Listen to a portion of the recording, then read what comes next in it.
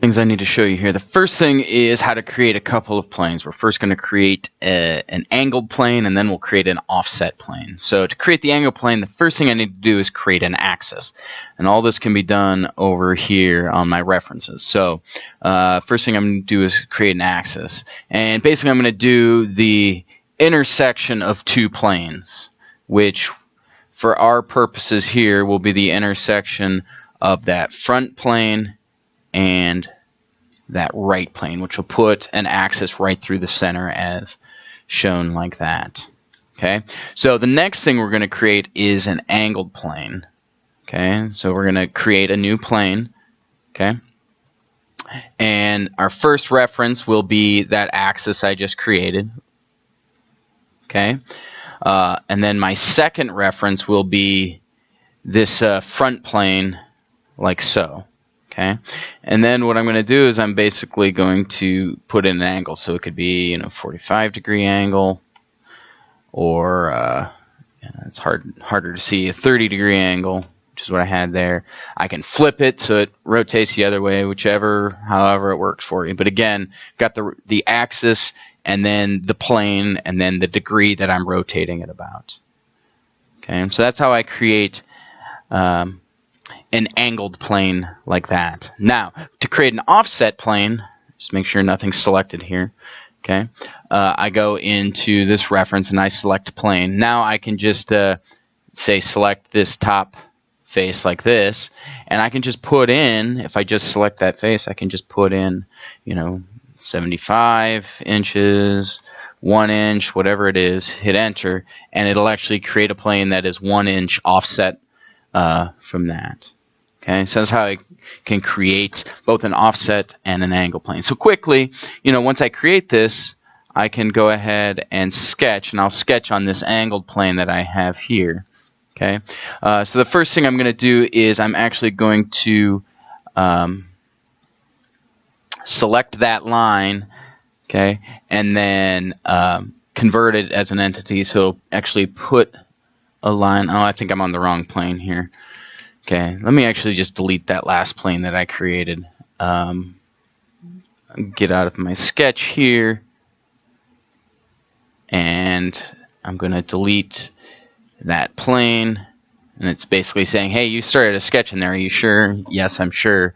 Okay, so now I'm going to do a sketch, and I'm going to do it on this plane. Now I'll click that back line, like so, and then basically drop it on that line. So now I have something that I can draw off of, essentially. So I can quickly draw, quick thing like this. Draw another line over on this side.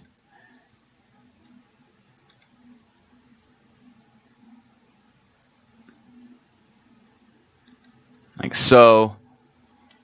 Okay, and then I can do one of these arcs. Bring that over to that side. Something like that. There you go. And I could go dimension it, whatever.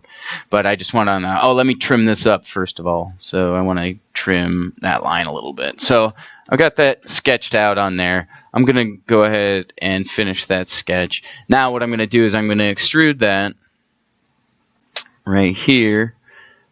Okay. And instead of blind, I'm going to do a mid-plane like that. Extrude it, whatever, ½ an inch. Something like that. So I've got this small extrusion on there, and click OK.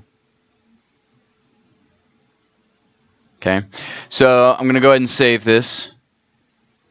Okay, now I'm going to create a drawing that has an auxiliary view. I'm going to show you how to create that. So I go here, and I'm going to make a new drawing from an assembly, like so. Okay, it'll open up that dialog box, and I'm going to go ahead and create the drawing, and then when we open it, you can alter things, sizes and dimensions and all that good stuff as necessary. Okay, choose just kind of a default here. But what I can do is I can start placing my drawing. So again, this is the view palette. I can bring out my top view just like that. Okay, now what I can do is I can create a auxiliary view. Okay. Oh, let me escape to finish those views. Okay. Now what I can do is I can create that auxiliary view. Okay. What I need to do is make sure that my drawing toolbar is up. So I'll bring that up, pops it in over here, and then I have auxiliary view right here. And all I need to do is select that and select the line, that the edge that's being referenced. And there you have it. There's that auxiliary view like so. Okay. Now I don't really want this arrow. I can click that off just like that. If you don't want different things or change the scale, but generally what you have here is exactly what you want. Go ahead and click OK, and that's really quickly how I can create an auxiliary view of an angled surface. Okay. Now notice, let me double check that I'm under ANSI, which I'm not.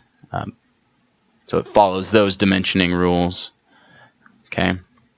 Okay, when I come over here to dimension, I do a smart dimension, and it's smart enough, rather than doing a vertical, it knows to do that auxiliary, the angled dimension that I have right there. So when you place those dimensions, make sure you're getting those angled surfaces, and SolidWorks is smart enough to do that. So that's how you create an auxiliary view in SolidWorks.